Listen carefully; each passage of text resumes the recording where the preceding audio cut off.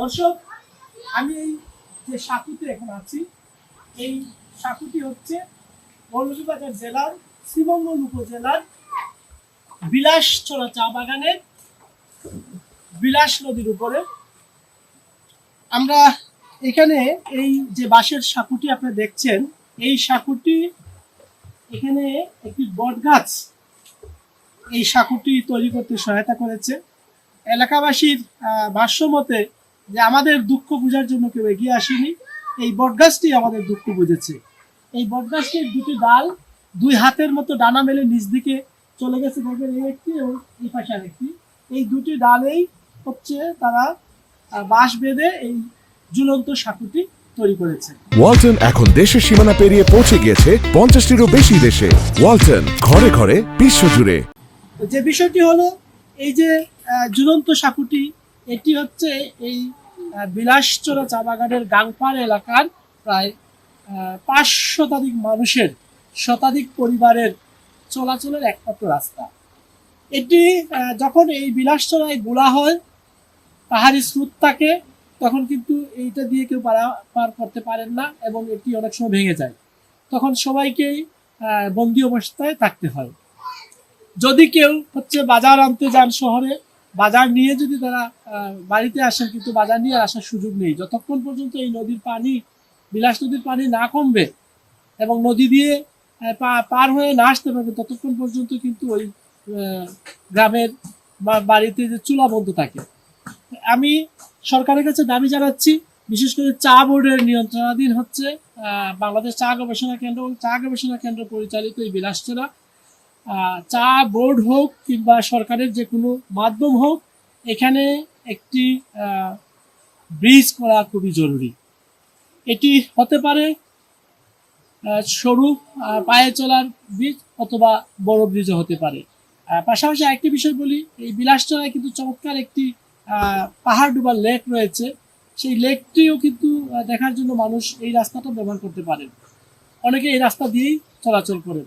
তো আমার অনুরোধ থাকবে সরকারের কাছে যে এই বিলাসচড়ার উপরে এইখানে বা এর আশেপাশে কোনো একটি জায়গায় যেন একটি ব্রিজ তৈরি করে দেওয়া হয়। আপনাদের একটু দেখাই বিষয়, যে আপনাদেরকে বলে রাখি, এই যে গাংপাড়ের মানুষ, এখানে যে 5 শতাধিক মানুষ রয়েছেন, এখানে কিন্তু অধিকাংশই মুসলিম সম্প্রদায়ের চা শ্রমিক।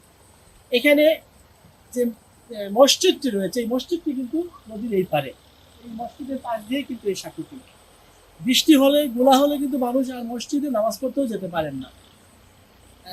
এইরকম অনেক সমস্যায় ভুগেন এই এলাকার মানুষ।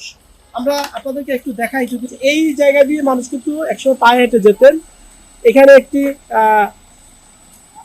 এটা ঢালাই করে পাহাড়ি ছড়ার নিচ দিয়ে ঢালাই করে দেওয়া হয়েছিল যাতে মানুষ চলাচল করতে পারে, সিএনজি বা মোটর। এটিও ভেঙে গেছে।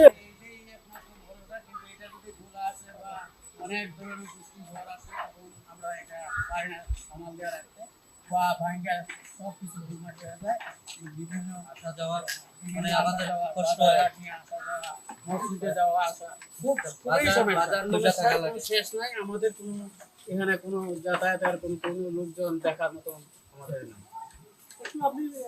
অন্তত পক্ষে 500 পরিবার ঘর আছে, পরিবার আমরা আছি, কিন্তু এখানে অনেক লোক থাকলে কি মানে আমাদের দুঃখজনক আশয় বিষয় ভালো মন্দ কেউ যাতায়াত কোথায় করে। আচ্ছা, কি পরিমাণ পরিবার? তো 119 ঘর আছে। 119টা ঘর আছে।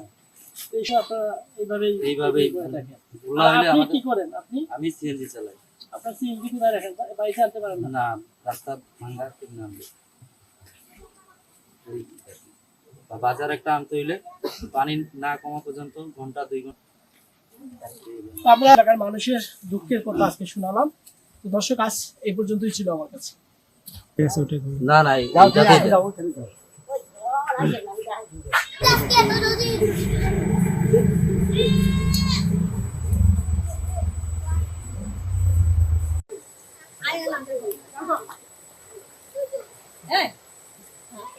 এখানে 119 পরিবার আছে, তারা অনেক খুব কষ্টে আছে। যে বাচ্চা স্কুল কলেজ হয় না, অনেক প্রচুর বৃষ্টি হলে ব্রিজ বাঁশের ব্রিজ ডুবে যায়, বাচ্চা কাচ্চা স্কুল বন্ধ হয়ে যায়। আমাদের সেতুটা আমরা অনেক কষ্ট করে বানাইছি। এই যে বট গাছের দুটো ডাল দুই ডানার মতন আগলিয়ে রেখেছে, এই যে মাঝখানে একটা সাপোর্ট, এই সাপোর্টটা দিয়ে আমরা এই সেতুটা তৈরি করছি। তাই কোনো এই এলাকার মেম্বার পঞ্চায়েত অথবা এই ইউনিয়ন থেকে কোনো লোক আজ পর্যন্ত এখানে আসে নাই। এই গাংটাও এই যে গাং ছড়াটাও কেউ আসা দেখে না। তাই আমরা নিজেরা ব্যক্তিগতভাবে এই সাঁকুটা তৈরি করছি। আপনার কাছে এটাই আমরা অনুরোধ, আমরা এইখানে একটা ব্রিজ বানাবার জন্য একটু সাহায্য করেন।